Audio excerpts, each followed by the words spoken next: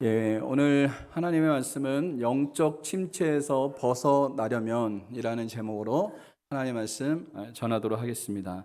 존 파이퍼 목사님이 이런 책을 썼습니다. 영적 침체를 극복하라라고 하는 책을 쓰면서 그리스도인들이 영적 침체에 빠지는 5가지 원인에 대해서 이렇게 얘기를 했습니다. 첫 번째는 육체적인 상태 때문에 영적 침체에 빠진다라고 얘기를 하고 있습니다. 여러분, 우리가 영혼육을 입고 있기 때문에 육체가 병들면 영적으로도 영향을 받을 수가 있다는 거예요. 예를 들면 갑작스럽게 발병이 되고 큰 병을 앓게 되면서 하나님 앞에 내 삶을 드리고 싶고 예전처럼 하나님의 일을 하고 싶은데 못하는 거예요. 할 수가 없는 거예요. 그러면 영적 침체에 빠질 수 있다는 것입니다. 두 번째는 무력감과 절망감 때문에 이 영적 침체에 빠질 수 있다는 겁니다. 자신이 어떻게 할 수 없는 상황에 부딪혀 봤을 때 무력함을 느끼는 거죠. 그리고 자신이 어떻게 할 수 없는 상황에 놓였을 때 그리고 절망감에 빠지는 일이 일어납니다. 그래서 영적 침체에 빠질 수 있다는 것이고, 세 번째는 기쁨과 감사가 없기 때문에 점점점 기쁨과 감사가 사라지고 원망과 불평이 쏟아지기 시작할 때 그때 영적 침체에 빠진다는 겁니다. 또 네 번째는 고백하지 않은 죄 때문에 영적 침체에 빠진다고 하는데, 이것은 은밀한 죄 때문에 영적 침체에 빠질 수 있고요. 그리고 습관적인 죄 때문에 이게 하나님 앞에 고백을 하지 않는 겁니다. 그 죄를 자백하지 않음으로 인해서 그 죄 때문에 영적 침체에 빠진다는 것을 이야기해 주고 있고요. 다섯 번째는 자기 중심적인 생활 때문에 그렇습니다. 여기 자기 중심적이라는 것은 신앙생활 할 때도 하나님 중심이 아닙니다. 자기 중심이에요. 자기 중심. 그리고 영적으로 나태해지고 게을러지고, 그리고 하나님 중심이 아니라 자기 중심으로 신앙생활 하는 겁니다.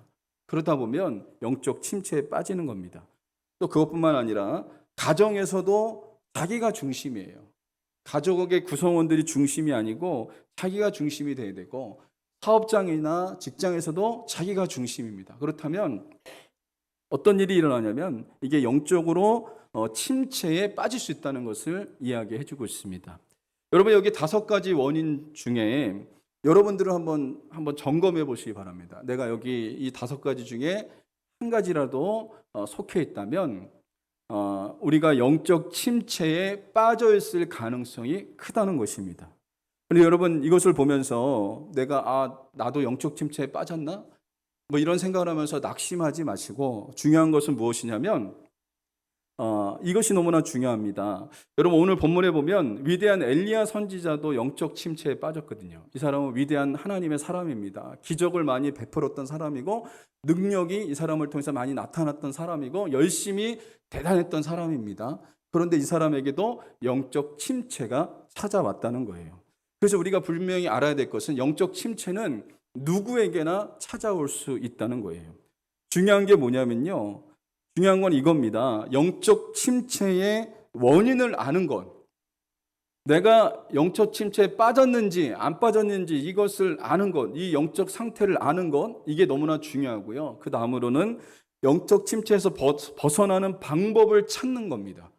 그래서 영적 침체에서 벗어나는 방법을 알고 거기서 벗어날 수 있는 것, 이게 바로 중요하다고 하는 사실을 오늘 말씀해 주고 있다는 거예요.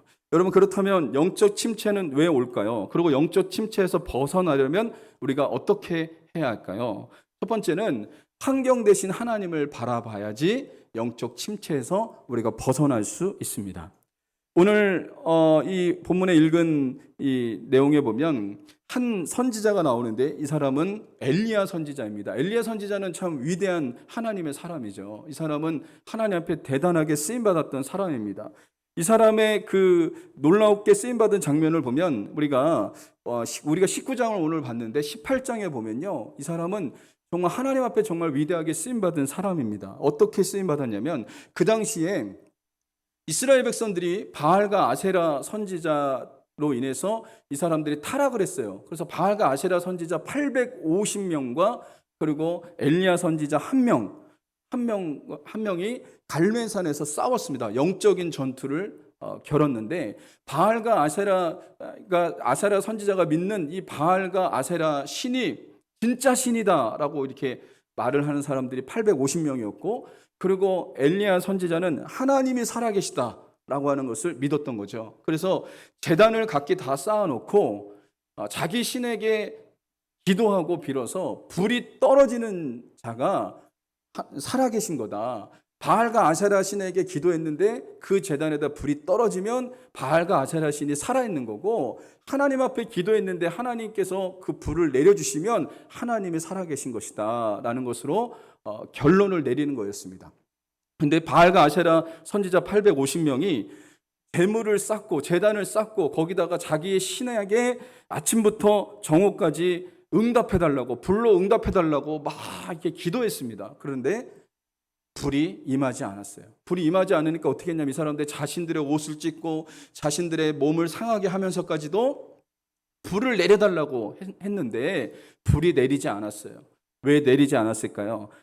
바알과 아세라 신은 죽은 신이기 때문에 그렇습니다. 응답이 없었던 겁니다. 그 이후에 엘리야 선지자가 하나님 앞에 기도했습니다. 엘리야 선지자가 하나님 앞에 기도하자마자 하늘에서 불이 떨어져서 엘리야가 쌓은 제단에 불이 붙는 역사가 일어났습니다. 하나님이 살아계신 것을 나타내 주신 거죠.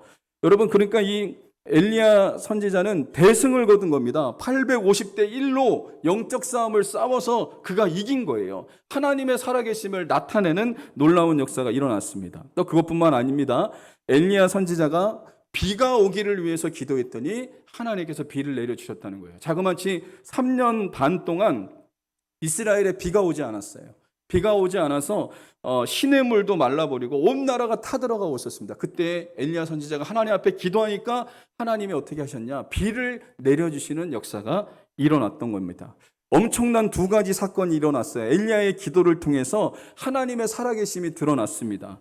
그런데 이 사건을 이스라엘의 악한 왕비 이세벨이 이 소식을 듣게 됩니다. 이 소식을 듣고 뭐라고 얘기하냐면 엘리야에게 사람을 보내서 엘리야를 죽이겠다고 얘기합니다. 너가 바알과 아세라 선지자 850명을 죽였듯이 내가 너를 똑같이 죽이겠다라고 얘기를 하는 거예요. 여러분, 이 소식을 듣자마자 이 이세벨의 말 한마디에 엘리야는 영적 침체에 빠지는 그런 일이 일어났습니다. 누군가의 말 한마디가 내 가슴에 빗으로 꽂히게 되면요, 영적 침체가 오게 될 수도 있습니다. 오늘 여러분, 이세벨의 말 한마디에 엘리야 선지자는 영적 침체에 빠져서 도망갔습니다. 이 사람이 갈멜산에서 브에세바까지 도망갔는데 이 브에세바까지의 거리가 몇 킬로냐면 110km 정도가 됩니다. 엄청난 거리를 도망갔어요. 도망갔는데 어떻게 했냐면 자기 사환은 브에세바에다 놔두고 더 깊은 광야로 들어가서 노뎀나무 아래 밑에서 이 엘리야가 뭐라고 했냐면 하나님 나를 죽여주십시오. 하나님 차라리 저의 생명을 좀 걷어가 주십시오 라고 하면서 이 사람이 완전히 영적 침체에 빠져버리는 그런 일이 일어났어요. 여러분, 엘리야 선지자가 보여준 18장에 보여준 그의 모습과 19장에 나오는 엘리야 선지자는 완전히 다른 사람 같아요. 그런데 같은 사람입니다. 같은 사람인데 하루 사이에 이 사람의 모습이 정말 하나님의 위대한 역사를 일으키는 사람이기도 했고, 그리고 19장에서는 완전히 영적으로 침체돼서 도망갔을 뿐만 아니라 죽여달라고 할 정도로 이 사람이 완전한 침체를 경험하는 그런 일이 일어났던 것을 여러분 보게 됩니다. 여러분, 이것을 통해서 우리가 알 수 있는 건 뭐냐면 엘리야 같은 믿음의 사람, 이 믿음의 사람도 영적 침체에 빠질 수가 있다는 거예요. 영적 침체는 이 엘리야만의 문제가 아니라 오늘을 살아가고 있는 저와 여러분들에게도 영적 침체가 올 수 있다는 것을 말해주고 있다는 거예요. 그렇다면 엘리야가 왜 영적 침체에 빠진 것일까요? 3절을 보면 나옵니다. 같이 한번 읽어보겠습니다. 시작. 그가 이 형편을 보고 일어나 자기 생명을 위해 도망하여 유다에 속한 브에세바에 이르러 자기 사환을 그곳에 머물게 하고. 여기에 엘리야가 무엇을 봤다고 얘기합니까? 형편을 봤다. 자기 형편을 본 겁니다. 자기 형편을 보자마자 이 사람은 영적 침체에 빠지는 일이 일어났죠. 이 사람의 형편은 어떤 형편이었습니까? 엘리야는 대단한 역사를 이루었습니다. 하나님께서 그와 함께 하셔서 바알과 아세라 선지자 850대 1로 싸워서 이겼습니다. 또 그것뿐만 아니라 비가 오지 않았는데 그가 기도하니까 3년 반 동안 비가 오지 않았던 그 땅에 비가 내리는 역사가 일어났어요. 그렇다면 엘리야는 어떤 생각을 품었을까요? 이쯤 되면 악한 왕비 이세벨이 기가 꺾일 것이라고 생각했어요. 하나님의 역사로 기가 꺾일 것이라고 생각했어요. 바알과 아세라 선지자 850명이 죽었고, 그리고 하나님의 살아계신 역사가 자신을 통해서 나타났잖아요. 그런데 그 악한 왕비 이세벨이 기가 꺾이기는커녕 오히려 더 당당합니다. 더 기세가 등등합니다. 그리고 더 완악해졌습니다. 그래서 뭐라고 했냐면 엘리야를 죽이겠다라고 얘기를 하는 거예요. 그러니까 지금 엘리야는 무엇을 본 거죠? 지금 이 상황과 이 형편을 본 거예요. 꺾여야 되는데 꺾이지 않고, 정말 문제가 해결돼야 되는데 해결되지 않고, 여전히 그 상황은 너무나 어렵고 힘든 상황으로 돌아가고 있는 자신이 처한 상황과 형편을 봤을 때 영적인 침체가 찾아오는 그런 일이 일어났던 것을 여러분 보게 됩니다. 환경을 보니까, 자신의 처한 상황을 보니까 영적 침체에 빠지는 그런 일이 일어나게 된 것을 여러분 보게 됩니다. 우리도 그럴 수 있습니다. 하나님 앞에 은혜 받았고 하나님 앞에 기도했는데 상황이 바뀌지 않아요. 상황이 더 안 좋아지는 것 같아요. 자녀를 위해서 기도했는데 자녀는 변화도 되지도 않고, 남편을 위해서 기도했는데 남편은 변화가 되지도 않고, 분명히 하나님께서 내게 은혜를 부어주셨고 내가 기도의 자리에 나갔을 때 하나님께서 응답하시겠다고 말씀하셨고 내가 하나님의 은혜로 충만해졌는데도 불구하고 집에 돌아와 봤더니 형편과 처지는 여전합니다. 변함이 없습니다. 변하지 않고 그냥 그 상태 그 자리로 그냥 놓여져 있습니다. 그러면 어떻게 될까요? 하나님을 바라보지 못하고 자신의 처한 상황과 형편을 보면 여기서 영적 침체가 찾아오는 그런 일이 일어날 수 있다는 것입니다. 그래서 여러분, 이게 환경이 그만큼 무서운 거예요. 상황을 보면 여러분, 우리가 영적 침체에 빠질 수밖에 없다는 것을 말씀해 주고 있다는 겁니다. 여러분, 믿음이라는 것은 무엇일까요? 믿음은 눈에 보이는 것 이상을 보는 겁니다. 눈에 보이는 것 이상을 보는 게 믿음이에요. 믿음은 뭐냐? 살아계신 하나님을 보는 겁니다. 보이지 않는 하나님을, 살아계신 하나님을 보는 거예요. 하나님은 보이지 않지만 하나님이 역사한다고 하는 그런 믿음을 갖고 우리가 살아가는 겁니다. 여러분, 구름이 껴있잖아요. 먹구름이 껴있습니다. 그러면 이 하늘이 먹구름만 껴있는 것 같습니까? 그렇지 않습니다. 구름 너머에 태양이 존재합니다. 태양. 구름 너머에는. 비행기를 여러분 타고 가다 보면 어떻습니까? 이 구름을 뚫고 지나가면요, 먹구름이 떠 있고 막 비가 천둥번개가 치고 있지만, 그러나 어떤 높이까지 올라가면요, 그 구름을 뚫고 올라가면 거기에는 태양이 있습니다. 밝은 태양이 있다는 거예요.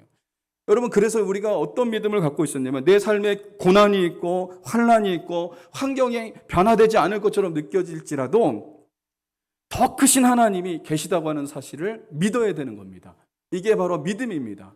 내 삶에 고난이 있고 환경이 어렵고 절망적일지라도 하나님이 계시다고 하는 사실을 믿어야 돼요. 하나님이 이 상황을 알고 계시고 하나님이 언제든지 이 상황을 바꿔줄 수 있다는 믿음을 가질 때, 이게 바로 믿음이라고 하는 사실을 잊지 마시기를 주님의 이름으로 간절히 소망합니다. 세상적으로 성공한 사람들도 마찬가지입니다. 여러분, 세상에서 성공한 사람들도 그래요. 그들은 현실 너머에 꿈과 비전을 갖고 있었던 사람이에요. 현실 너머에, 현실에는 낙심하고 좌절할 수밖에 없는 상황, 어떻게 보면 막혀있는 상황은 좋지 않았지만 그러나 현실 너머에 꿈과 비전을 갖고 있었던 사람들이 있었습니다. 여러분, 특별히 정주영 회장은 이 조선업을 시작을 했는데, 이 조선업 우리나라가 처음에는 초창기에는 아주 초라했습니다. 그런데 이 정주영 회장이 영국에 가서 배 만드는 수주를 따올 때 어떻게 했는지 아십니까? 우리나라 돈으로 500원짜리 지폐를 보여주면서 거기에 거북선이 그려져 있었어요. 거북선. 그러면서 이 사람이 이렇게 얘기하는 겁니다. 우리나라는 거북선을 만든 나라입니다. 배 만들 수 있습니다. 우리에게 수주만 준다면 배 만들어 내겠습니다. 라고 이렇게 얘기를 했어요. 여러분, 이건 참 무모한 짓이었죠. 그런데 이것을 믿고 배 만들 수 있는 수주를 줬습니다. 이분이 만들었을까요? 못 만들었을까요? 배를 만드는 역사가 일어났습니다.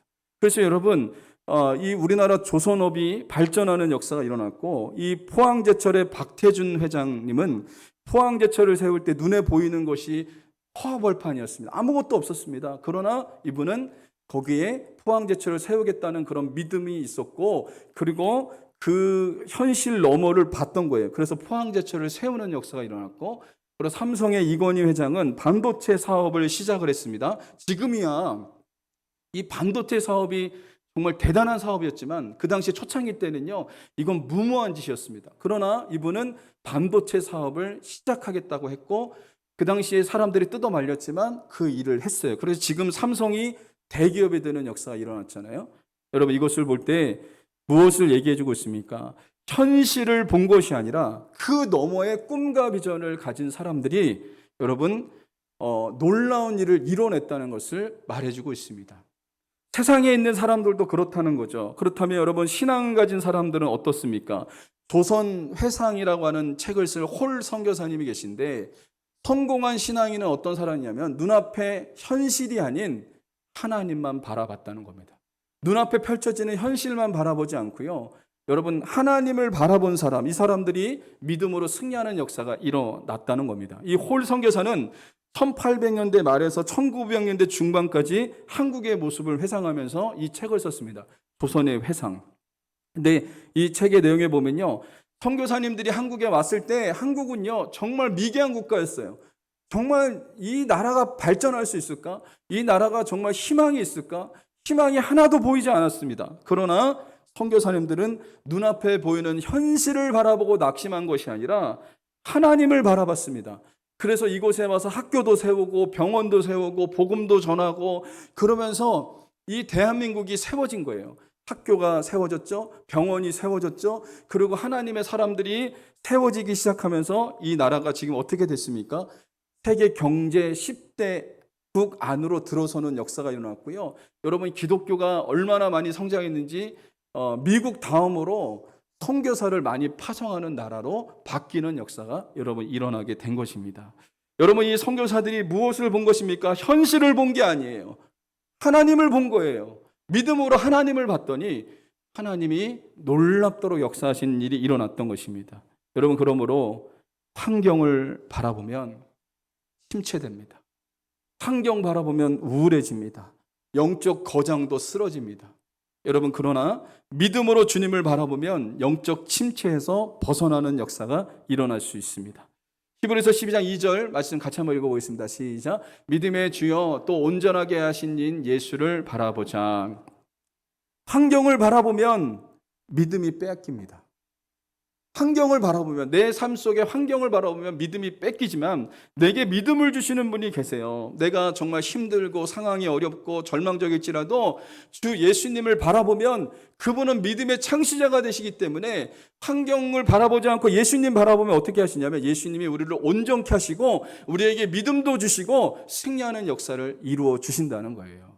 그래서 여러분, 우리가 누구를 바라봐야 될까요? 예수님 바라봐야 됩니다.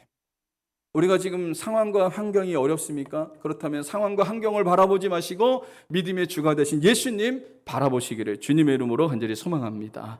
두 번째로, 하나님의 위로와 만지심을 경험할 때 여러분 영적 침체에서 벗어날 수 있습니다. 침체에 빠져서 죽기만을 바랬던 엘리야에게 하나님께서는 천사를 보냈습니다. 천사를 보내서 천사가 엘리야를 어루만집니다. 엘리야는 정말 낙심이 돼서 잠만 자고 있었거든요. 자기가 죽게 해달라고 얘기했거든요. 그때 하나님께서 천사를 보내서 그 머리맡에다 숯불에 구운 떡을 놔두시고 그리고 물을 준비해 주십니다. 그랬더니 엘리야가 그것을 먹고 잠이 들어요. 그러니까 그 다음에 또 다시 천사가 와서 먹을 것을 주면서 엘리야를 어루만집니다. 이것은 뭘 얘기하고 있냐면 하나님이 엘리야를 어루만지시면서 그를 위로해 주신 거예요. 그를 위로해 주시고 격려해 주시고 그에게 힘을 주시고 하나님께서 평안을 주시는 역사가 일어났습니다. 그래서 여러분, 열왕기상 19장 5절과 7절에 보면 이렇게 나옵니다. 같이 한번 읽어보겠습니다. 시작. 노된 나무 아래에 누워 자더니 천사가 그를 어루만지며 그에게 이르되 일어나서 먹으라 하는지라. 7절에 읽겠습니다. 시작. 여호와의 천사가 또 다시 와서 어루만지며 이르되 일어나 먹으라. 내가 갈 길을 다 가지 못할까 하노라 하는지라. 천사가 어루만졌습니다. 이것은 하나님이 엘리야를 어루만진 거예요. 하나님이 그를 만져주신 거예요. 그가 마음이 얼마나 상했겠습니까? 얼마나 낙심이 됐겠습니까? 얼마나 절망적이었겠습니까? 하나님이 그를 어루만지고 위로해주고 또 먹을 것도 주시고 쉼도 주시고 하면서 엘리야가 회복되어지는 역사가 일어났던 것입니다.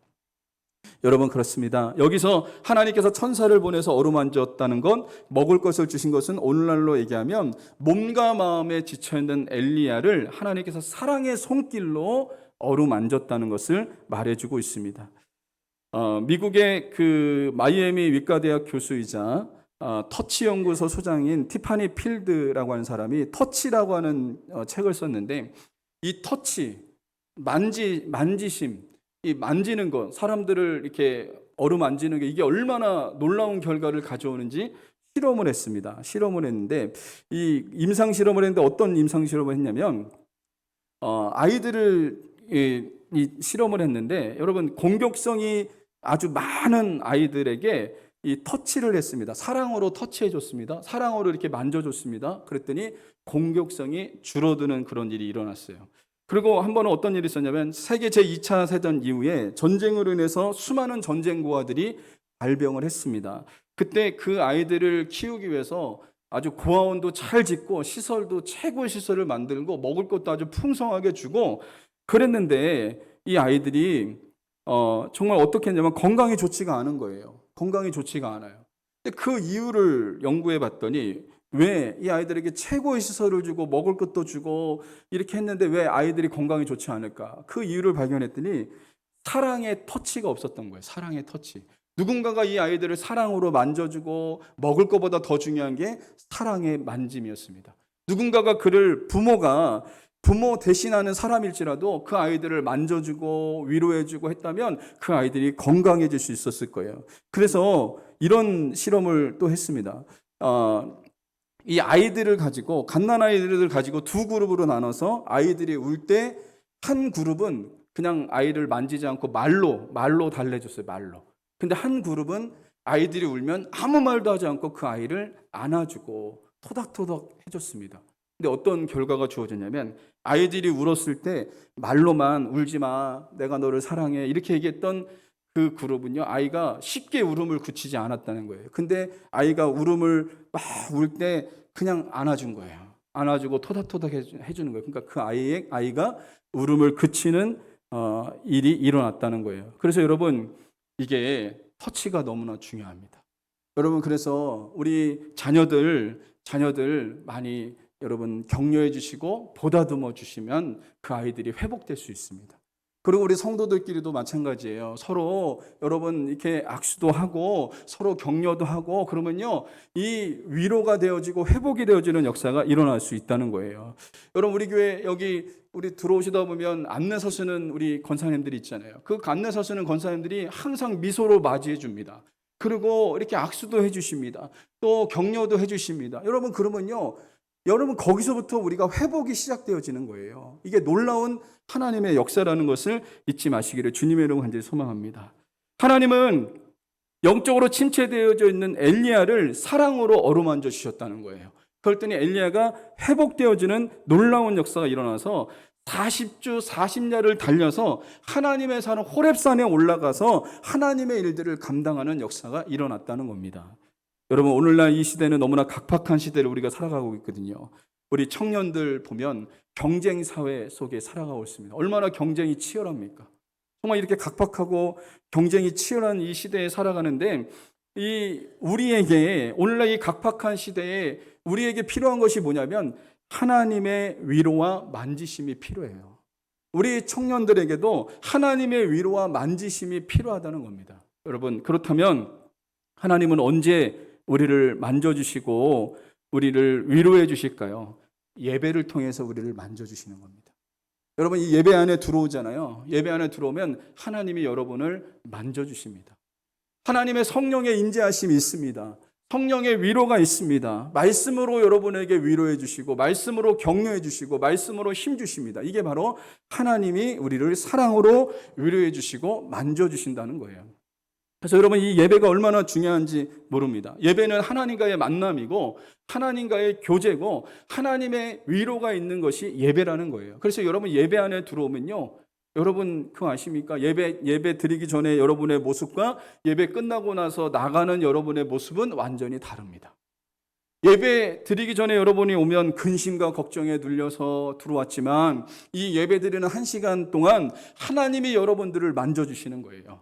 하나님이 여러분들을 위로해 주시는 거예요. 하나님이 여러분에게 격려해 주시는 거예요. 그러면 예배 끝날 때 어떤 모습으로 나가냐면 얼굴이 활짝 펴져서 나갑니다.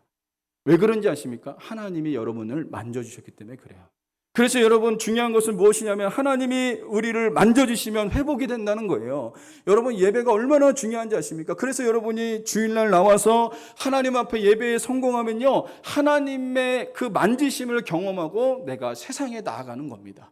하나님이 나를 만져주시고 하나님께서 나를 위로해 주시고 세상에 나아가는 것과 하나님이 나를 만지시지 않고 내가 세상에 나간다는 것은, 이것은 여러분 엄청난 차이가 일어날 수 있다는 거예요. 그러므로 여러분 예배가 너무나 중요하다는 거예요. 그래서 여러분 오늘 드려지는 이 예배를 통해서 하나님이 여러분들을 만져주시기 바랍니다.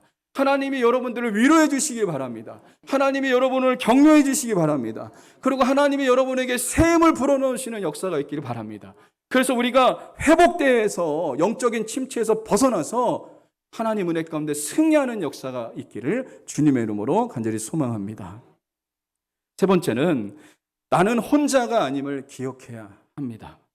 여러분 엘리야는 14절 하반절에 보니까 이렇게 고백하고 있습니다. 같이 읽어보겠습니다. 시작. 오직 나만 남았거늘 그들이 내 생명을 찾아 빼앗으려 하나이다. 엘리야의 고백입니다. 나만 남았습니다. 나는 혼자입니다. 나는 혼자예요 라고 이렇게 이 사람이 고백하고 있는 거예요. 이 말은 온 천하에 자기 외에는 하나님을 믿는 사람이 없다는 거예요. 그리고 다 우상 숭배하고 다 바알과 아세라편이고 아무도 없다는 거예요. 나 홀로, 나 혼자, 오늘날 얘기하면 나 혼자 교회 다니고 나 혼자 예수 믿고 나 혼자뿐이 없다는 거예요. 지금 이 이야기를 하는 거예요. 그런 상황에서 이세벨도 자기를 죽이려고 하니까 이 사람이 더 영적 침체에 빠진 거예요. 나 혼자라고 생각하는 거예요. 나는 누가 도와줄 사람도 없고 나는 누가 나에게 격려해 줄 사람도 없고 위로해 줄 사람도 없고 이 넓은 세상 천지에 나밖에 없다. 나 혼자 망망대해에 서 있는 것처럼 이 사람이 느끼고 있는 겁니다. 그때 하나님께서 말씀하시기를 뭐라고 얘기냐면 엘리야가 해야 될 사명을 불어넣으신데 두 사람에게 기름 부으라고 그럽니다. 첫 번째는 엘리야의 후계자가 있다는 거예요. 엘리야의 후계자가 있는데 그 사람이 엘리사라고 하는 사람, 이 믿음의 용장이 있다는 것을 하나님께서 말씀하십니다. 그래서 열왕기상 19장 16절에 보면 이렇게 나옵니다. 너는 또 님시의 아들 예후에게 기름을 부어 이스라엘의 왕이 되게 하고 또 아벨 무올라 사바세 아들 엘리사에게 기름을 부어 너를 대신하여 선지자가 되게 하라. 여기 엘리사가 나옵니다. 엘리사는 정말 대단한 믿음의 사람입니다. 하나님이 이 사람을 준비해 놨다는 거죠. 그러면 여러분 이것은 뭘 얘기하고 있습니까? 엘리야는 혼자가 아니라는 거예요. 엘리사가 있다는 거예요. 너의 뒤를 이어서 일할 엘리사가 존재하고 있다라는 것을 말해주고 있습니다. 여러분 엘리사는요 엘리야보다 2배의 기적을 행합니다. 2배의 기적. 2배의 기적을 행하고요. 하나님 앞에 더 위대하게 쓰임받는 하나님의 사람이 됐던 것을 여러분 보게 돼요. 그것뿐만 아닙니다. 18절에 보니까 바알에 무릎을 꿇지 않은 7,000명이 있었어요. 7,000명.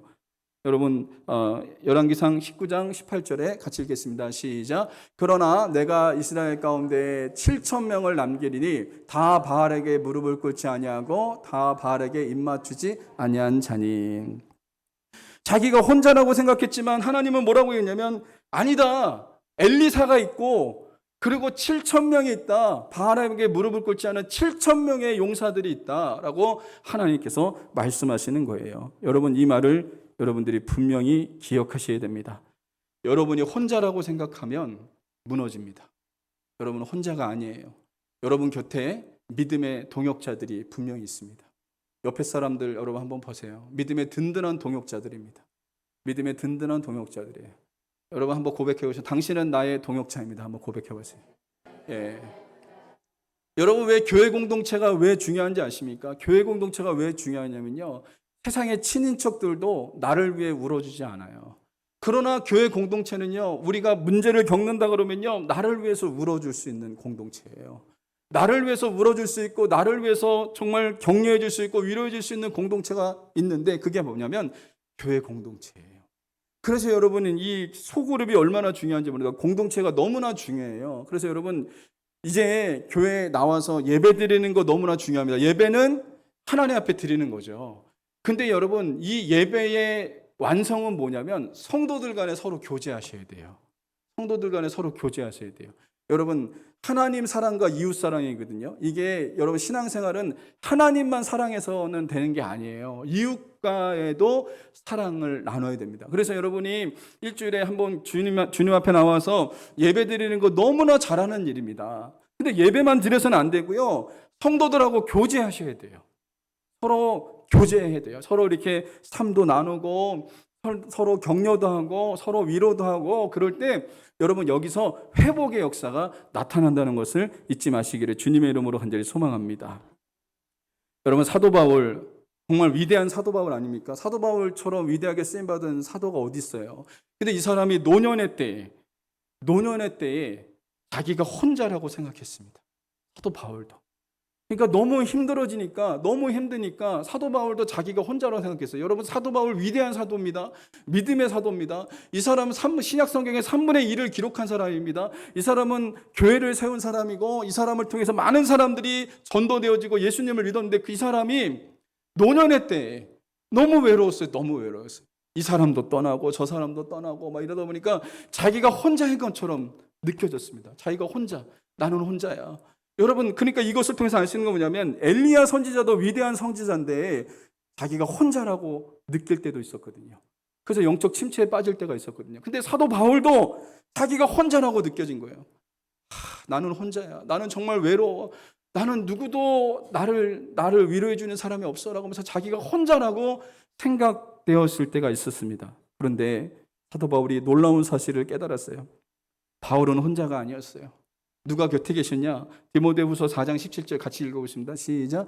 주께서 내 곁에 서서 나에게 힘을 주심은 나로 말미암아 선포될 말씀이 온전히 전파되어 모든 이방인이 듣게 하려 하심이니 내가 사자의 입에서 건짐을 받았느니라.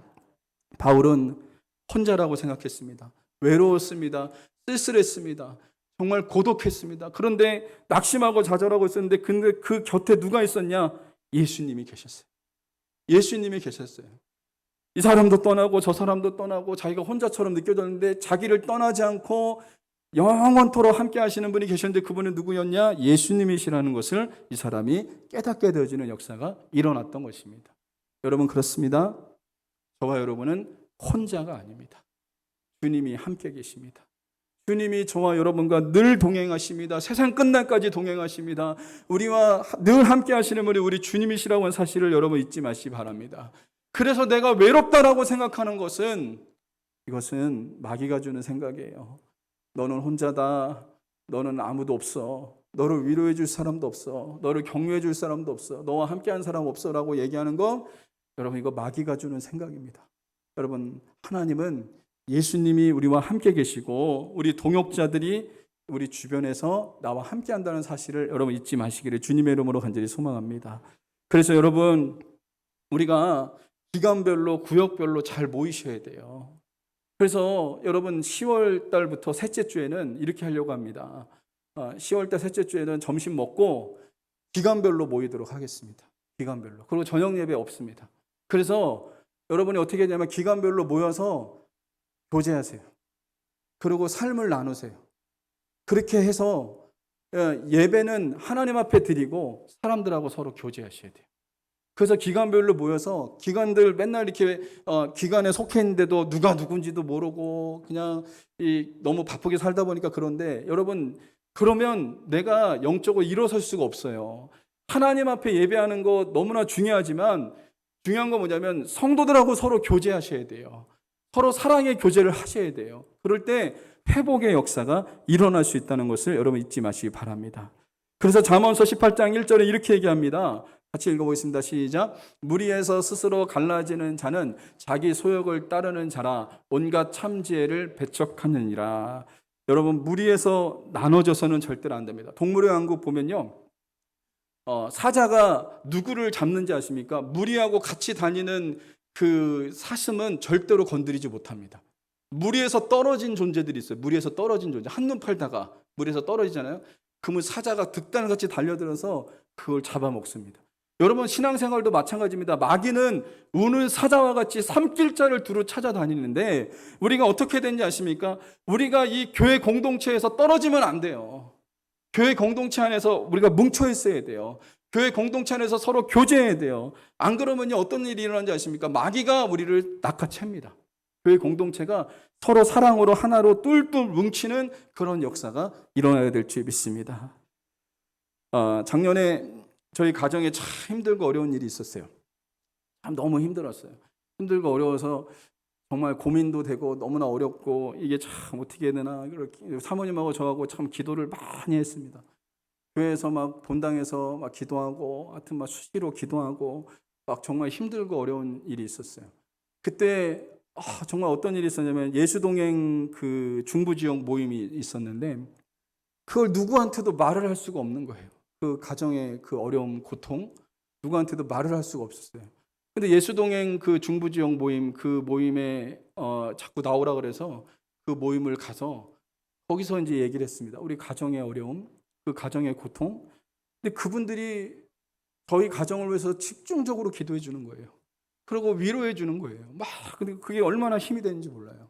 그리고 제 곁에 목회자, 동료 목회자들이 있는데 그분들에게도 이야기하고, 지난주 금요일 날 오셨던 우리 신현수 목사님, 그분도 우울증을 앓고 정말 힘들었거든요.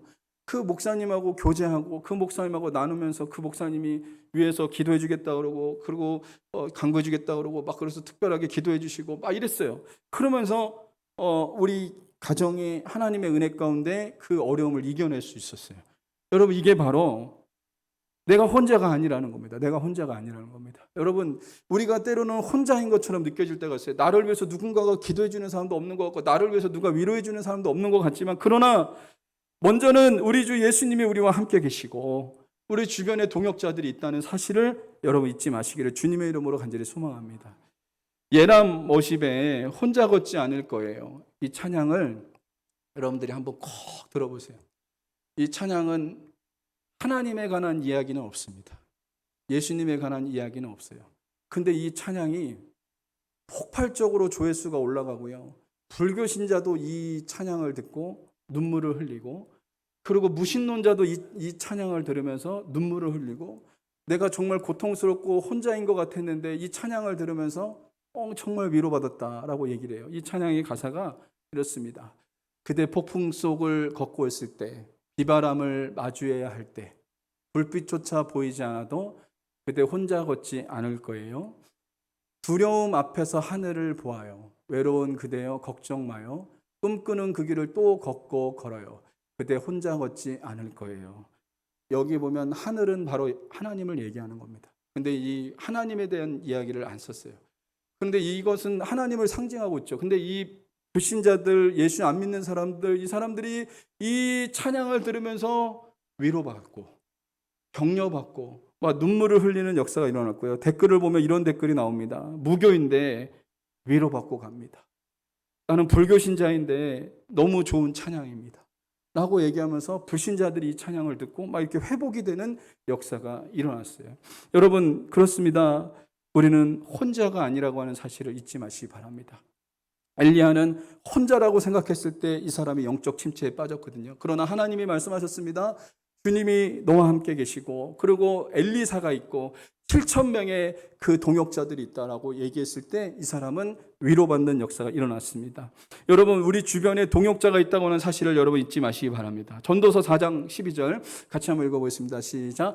한 사람이면 패하겠거니와 두 사람이면 말설 수 있나니 세 겹줄은 쉽게 끊어지지 아니하느니라. 나 홀로 있으면 넘어지고 쓰러지고 패할 수밖에 없지만 두 사람이면 맞서서 싸울 수 있습니다. 세 사람은, 세 겹줄은 쉽게 끊어지지 않습니다. 그 사람들이 누구냐면 저와 여러분들 옆에 있는 사람들이에요. 이분들이 동역자들이에요. 이분들이 우리에게 힘 주시는 분들입니다. 그래서 여러분 나는 절대로 혼자가 아니라고 하는 사실을 잊지 마시기를 주님의 이름으로 간절히 소망합니다. 말씀의 결론을 맺겠습니다. 영적 침체는 누구에게나 올 수 있습니다. 누구에게나 올 수 있습니다. 엘리야 같은 대선지자도 여러분 영적 침체를 그가 맞았습니다. 그런데 여러분 더 중요한 것은 영적 침체를 겪을 때 어떻게 승리할 수 있냐, 이것이 너무나 중요한 거죠. 오늘 엘리야를 통해서 하나님께서 우리에게 말씀하시기를 영적 침체에서 벗어날 수 있는 길을 우리에게 말씀해 주셨는데, 그건 뭐냐면 여러분 환경을 바라보는 대신 하나님을 바라봐야 된다는 거예요. 여러분 이 시간 예배는 무엇이냐면 내 흐려진 초점, 세상에서 살면서 막 초점이 흐려졌습니다. 막 세상을 보고 막 환경 바라보고 살다가 이 예배는 뭐냐면 그 초점을 하나님께로 향하는 것이 예배예요. 환경 대신 하나님을 바라보는 것이 예배입니다. 그렇기 때문에 영적 침체에서 벗어나려면 어떻게 하냐면 환경 바라보지 말고 하나님 바라보면 영적 침체에서 벗어날 수 있습니다. 여러분 두 번째는 하나님의 위로하심과 만지심을 경험해야 되는데, 이 위로하심과 만지심을 어디서 경험할 수 있냐? 예배, 하나님 앞에 나올 때 이 위로와 만지심을 경험할 수 있고, 성도들 간에 서로 교제할 때 이 위로와 만지심을 경험할 수 있습니다. 세 번째는 나 혼자가 아님을 기억해야 됩니다. 여러분 저와 여러분들은 혼자가 아닙니다. 주님이 함께 계십니다. 그리고 옆에 동역자들이 있습니다. 여러분 이것을 잊지 마시고 주님 안에서 승리하는 하나님의 사람들이 될 수 있기를 주님의 이름으로 간절히 소망합니다. 이것을 할 때 우리는 영적 침체에서 벗어날 수 있습니다. 그리고 승리하는 역사가 일어날 것을 믿으시는 저와 여러분들이 되시기를 주님의 이름으로 간절히 소망합니다.